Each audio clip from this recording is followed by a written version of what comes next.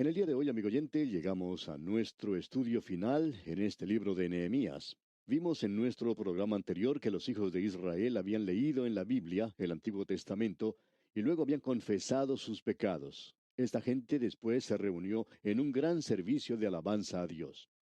Nos dejamos llevar un poco con eso de las alabanzas a Dios, porque Él es el Creador, y nos olvidamos de decir que mientras uno pasa a través de ese capítulo, ellos le dan gracias a Dios por la redención que les ha llegado cuando el Señor guió a su pueblo fuera de Egipto.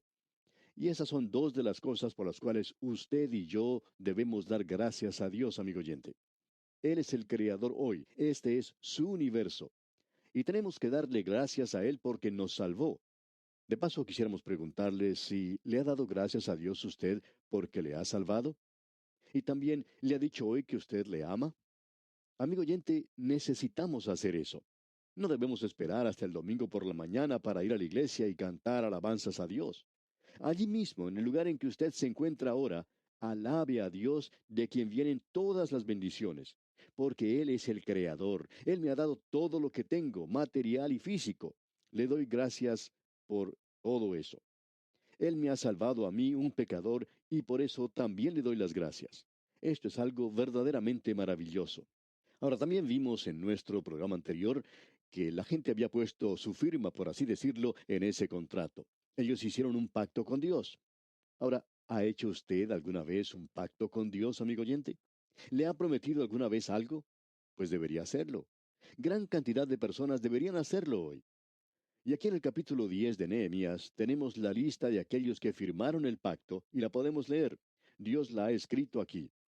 Esta gente le está trayendo al Señor las primicias de la tierra. Ellos están trayendo las ofrendas, algo que no habían estado haciendo antes, pero ahora lo están presentando al Señor. Este es un grupo nuevo de personas el que estamos viendo. Cuando escuchamos de alguna iglesia que siempre se está quejando de no tener dinero suficiente, o alguna organización cristiana, quizá dedicada a la transmisión radial, no podemos menos que decir que no debemos acusar a la gente de no apoyar la obra. Vamos a pescar, como lo hizo Simón Pedro, para el Señor Jesús y obtener el dinero de los impuestos. Vamos a ganar más almas para el Señor y tener más corderos. Luego uno puede decir que los puede trasquilar. Lo que queremos decir, amigo oyente, es que uno no debería apoyar nada, no importa lo que sea, si no le está trayendo a uno una bendición, si no ha abierto para usted una puerta para el servicio del Señor. Debemos apoyar el lugar y lo que nos está dando una bendición. ¿De dónde recibe usted sus bendiciones, amigo oyente? De cualquier lugar que vengan, eso es lo que debe usted apoyar. Eso es algo muy práctico. Usted sabe que Nehemías era un gran hombre laico y hemos aprendido mucho de él. Ahora, en el capítulo 11 de Nehemías, encontramos otra gran lista de personas que han sido mencionadas. Los otros habían hecho un pacto con Dios y lo cumplían. Bien, estos están también dispuestos a hacerlo. Ellos van a hacer lo que Dios quiere que hagan. Escuchemos lo que dice aquí el versículo 1 del capítulo 11 de Nehemías.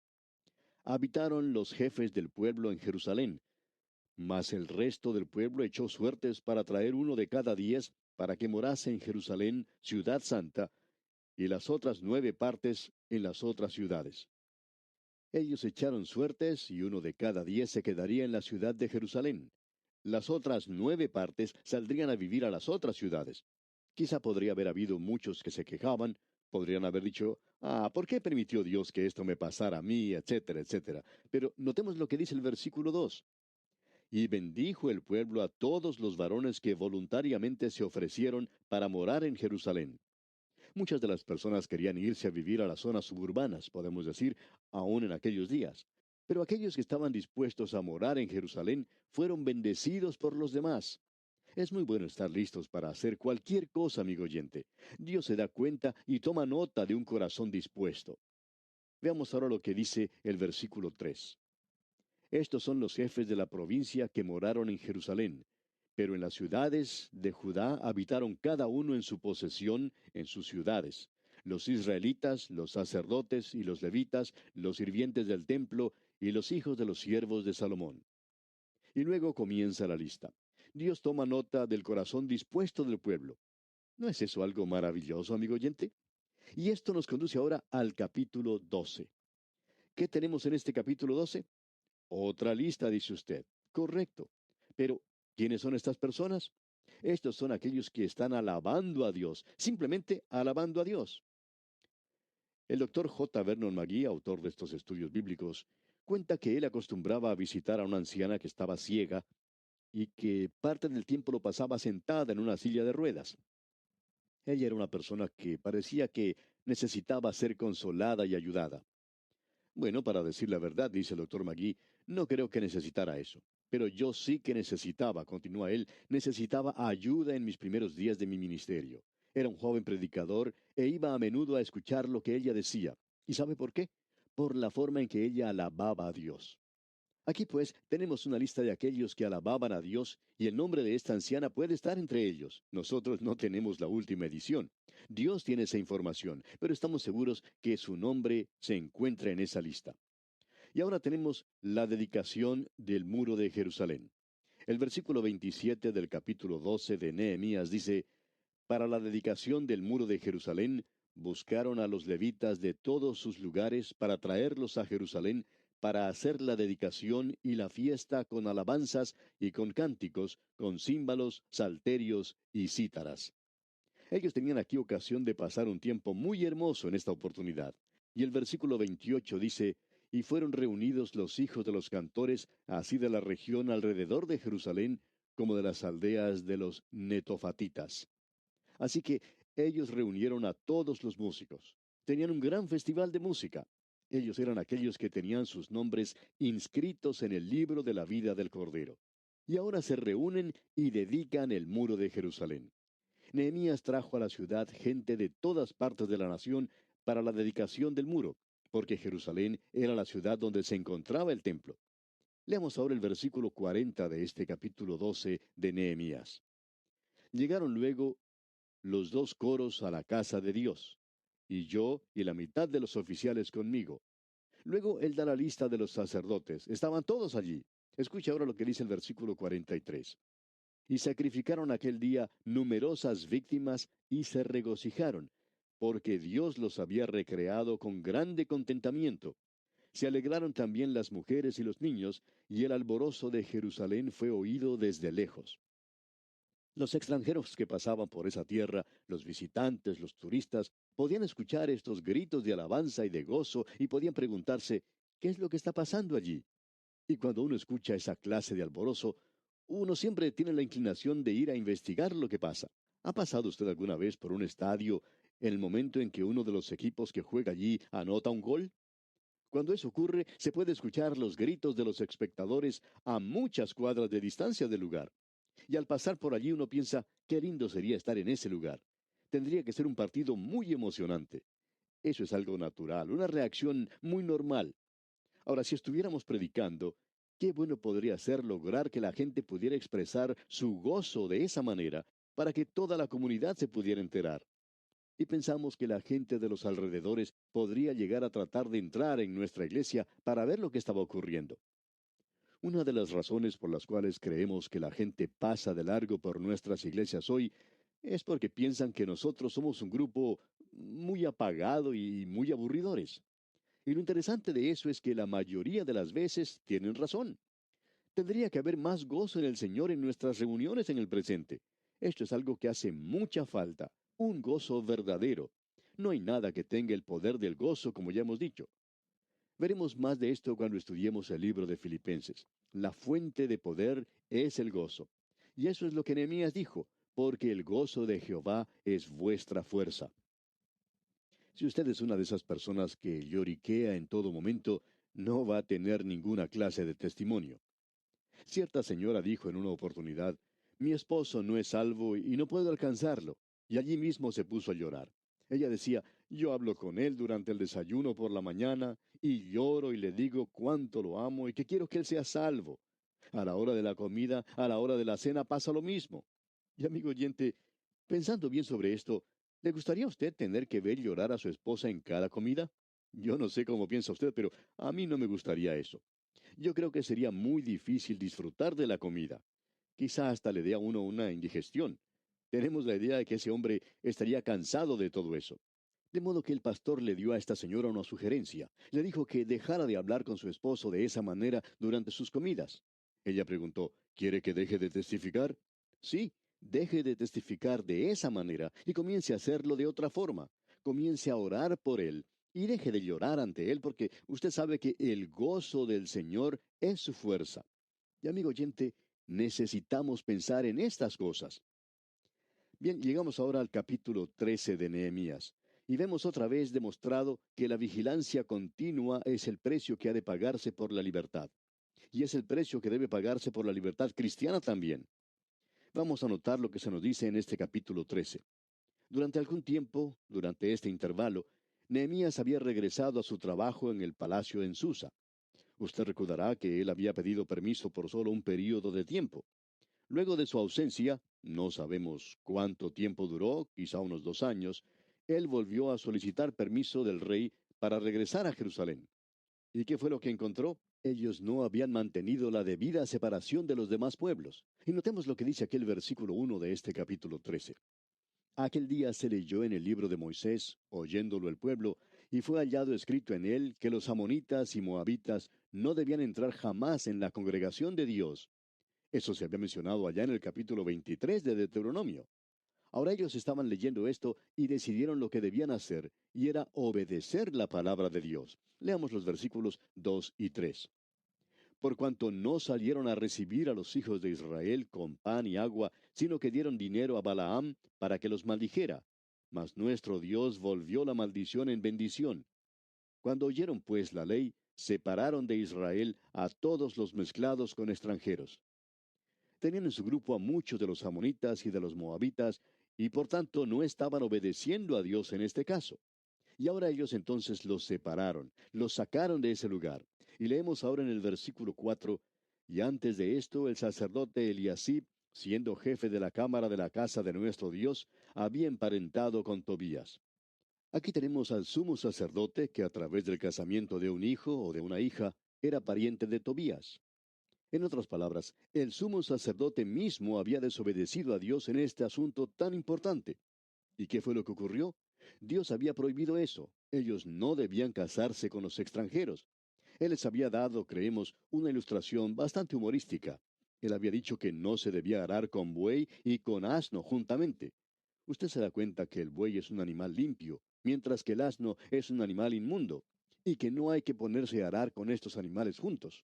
Y un creyente y un inconverso no deben juntarse. Hay hombres de negocios en estos días que están pagando un precio bastante elevado por una asociación que formaron antes de tener sus ojos abiertos. Y queremos decir que eso ocurre no solo en los negocios, sino también en el matrimonio. Notemos ahora lo que sucedió. Leamos el versículo 5 de este capítulo 13 de Nehemías. Y le había hecho una gran cámara, en la cual guardaban antes las ofrendas, el incienso, los utensilios, el diezmo del grano, del vino y del aceite, que estaba mandado dar a los levitas, a los cantores y a los porteros, y la ofrenda de los sacerdotes. En otras palabras, ellos tenían un lugar para guardar las cosas en el templo, y este era un lugar amplio. Ahora ellos ya no traían esas ofrendas a este lugar, por tanto, limpiaron esa habitación y pusieron quizás allí una buena alfombra y algo de muebles, junto con una cama, e invitaron a Tobías a que fuera a vivir a ese lugar. En realidad le habían dicho que lo podía usar en cualquier oportunidad. Ahora, ¿qué es lo que va a hacer Nehemías aquí? Él recién había regresado a la ciudad. Bueno, notemos lo que nos dice aquí el versículo 6 de este capítulo 13 de Nehemías. Mas a todo esto yo no estaba en Jerusalén, porque en el año 32 de Artajerjes, rey de Babilonia, fui al rey, y al cabo de algunos días pedí permiso al rey. Si Nehemías hubiera estado allí, esto no hubiera ocurrido. Veamos lo que dicen los versículos 7 y 8. Para volver a Jerusalén, y entonces supe del mal que había hecho Eliasib por consideración a Tobías, haciendo para él una cámara en los atrios de la casa de Dios. Y me dolió en gran manera, y arrojé todos los muebles de la casa de Tobías fuera de la cámara. Me gusta mucho ver a Nehemías en acción. Él dice, vamos a tener que librarnos de este Tobías. Él no va a estar viviendo en la casa de Dios. El Señor Jesucristo en una ocasión mencionó favorablemente a la iglesia en Éfeso, porque ellos siempre examinaban a aquellos que decían que eran apóstoles y no lo eran, y cuando esto sucedía, los echaban. Así que este hombre Nehemías fue y tomó todo lo que pertenecía a Tobías y lo arrojó por la ventana. Y le dijo, tú no vas a quedarte aquí ni un solo momento más. No vas a estar viviendo gratis en esta casa. Y dije que limpiasen las cámaras. Así dice Nehemías. Posiblemente hicieron fumigar el lugar.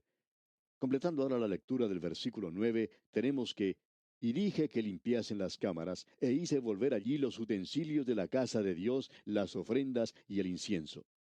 Entonces él volvió a colocar en ese lugar todas las cosas que pertenecían al servicio de Dios. Pero Nehemías no se detuvo allí. El versículo 10 de este capítulo 13 de Nehemías dice, encontré asimismo que las porciones para los levitas no les habían sido dadas, y que los levitas y cantores que hacían el servicio habían huido cada uno a su heredad.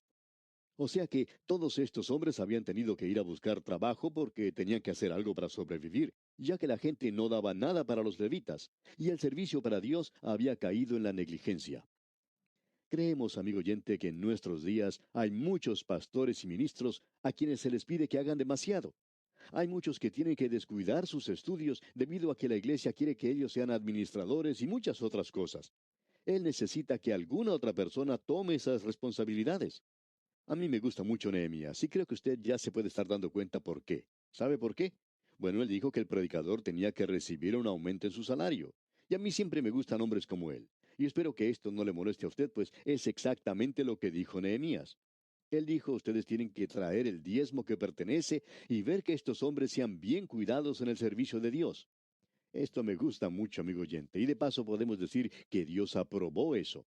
Ahora, en el versículo 14 de este capítulo 13 de Nehemías leemos, acuérdate de mí, oh Dios, en orden a esto, y no borres mis misericordias que hice en la casa de mi Dios y en su servicio. Nehemías dijo, acuérdate de mí, oh Dios, y Dios lo hizo aquí mismo, pues lo estamos leyendo en su palabra. Ahora, Nehemías se dio cuenta que ellos estaban haciendo algo mal, estaban quebrantando el día sábado. Lo que estaba ocurriendo era esto, leamos los versículos 15 y 16 ahora. En aquellos días vi en Judá algunos que pisaban en lagares en el día de reposo, y que acarreaban haces, y cargaban asnos con vino, y también de uvas, de higos, y toda suerte de carga, y que traían a Jerusalén en día de reposo. Y los amonesté acerca del día en que vendían las provisiones. También había en la ciudad tirios, que traían pescado y toda mercadería, y vendían en día de reposo a los hijos de Judá en Jerusalén. Esta gente venía desde la costa y estaban trayendo pescado para vender. Ahora el versículo 17 dice, y reprendí a los señores de Judá y les dije, ¿qué mala cosa es esta que vosotros hacéis, profanando así el día de reposo? Ellos estaban bajo la ley y ellos debían obedecer a Dios en este asunto. Ahora los versículos 18 y 19 dicen, ¿no hicieron así vuestros padres y trajo nuestro Dios todo este mal sobre nosotros y sobre esta ciudad? ¿Y vosotros añadís ira sobre Israel, profanando el día de reposo? Sucedió pues que cuando iba oscureciendo a las puertas de Jerusalén antes del día de reposo, dije que se cerrasen las puertas y ordené que no las abriesen hasta después del día de reposo, y puse a las puertas algunos de mis criados para que en día de reposo no introdujeran carga. Notemos lo que ocurre aquí. Estos hombres pensaban, bueno, usted sabe cómo es Nehemías. Él cerrará las puertas una o dos veces, pero luego las volverá a abrir. Leamos entonces lo que dicen los versículos 20 y 21 de este capítulo 13 de Nehemías. Y se quedaron fuera de Jerusalén una y dos veces los negociantes y los que vendían toda especie de mercancía. Y les amonesté y les dije, ¿por qué os quedáis vosotros delante del muro? Si lo hacéis otra vez, os echaré mano. Desde entonces no vinieron en día de reposo. Como usted puede apreciar, amigo oyente, Nehemías había cerrado las puertas y ellos habían llegado pensando que él las abriría, pero no fue así. Entonces ellos se pusieron a esperar. Nehemías se puede haber subido al muro para ver si estaban allí, y en el primer día sábado ellos estaban en ese lugar. Volvió otra vez a hacer lo mismo en el siguiente día de reposo. Subió al muro, miró y allí estaban. Y al verlos allí, él les dice, si ustedes regresan aquí, bajaré y les echaré mano. Y ellos no volvieron a aparecer porque sabían que Nehemías cumpliría lo que estaba diciendo. Ahora el versículo 23 dice, vi asimismo aquellos días a judíos que habían tomado mujeres de Asdod, amonitas y moabitas. ¿Qué es lo que hacen aquí? Bueno, Nehemías riñó con ellos y los maldijo. Y esto no quiere decir que él estaba utilizando un lenguaje vulgar. sino que él pronunció una maldición sobre ellos. Leamos lo que dice el versículo 25 de este capítulo 13 de Nehemías. Y reñí con ellos, y los maldije, y herí a algunos de ellos, y les arranqué los cabellos, y les hice jurar diciendo, no daréis vuestras hijas a sus hijos, y no tomaréis de sus hijas para vuestros hijos, ni para vosotros mismos. Él estaba usando aquí medios bastante extremos, pero eran cosas necesarias. Usted puede apreciar, amigo oyente, que el avivamiento siempre trae una reforma. Cuando uno tiene un avivamiento, va a limpiar todo aquello que necesita ser limpiado. Y la única forma de resolver los problemas que enfrentan nuestras naciones, y decimos eso de una manera categórica y dogmática, es por medio de un avivamiento que llegará a tener lugar entre el pueblo de Dios. Luego Nehemías concluye diciendo en los versículos 29 al 31 de este capítulo 13, acuérdate de ellos, Dios mío, contra los que contaminan el sacerdocio y el pacto del sacerdocio y de los levitas. Los limpié, pues, de todo extranjero, y puse a los sacerdotes y levitas por sus grupos, a cada uno en su servicio, y para la ofrenda de la leña en los tiempos señalados, y para las primicias. Acuérdate de mí, Dios mío, para bien. Escuche otra vez las palabras finales de Nehemías. Acuérdate de mí, Dios mío, para bien. Estamos seguros que Dios se acordó de él para bien. Yo lo recuerdo a él de esa manera y espero que usted también. Espero que usted aprecie mucho a Nehemías, este gran hombre laico de Dios. Y bien, amigo oyente, así concluimos nuestro estudio de este libro de Nehemías. Dios mediante, en nuestro próximo programa pasaremos al Nuevo Testamento y comenzaremos a estudiar la segunda epístola del apóstol San Pablo a los Corintios, y le invitamos a que nos acompañe. Hasta entonces, pues, que las bendiciones de Dios sean su más preciado tesoro, es nuestra ferviente oración.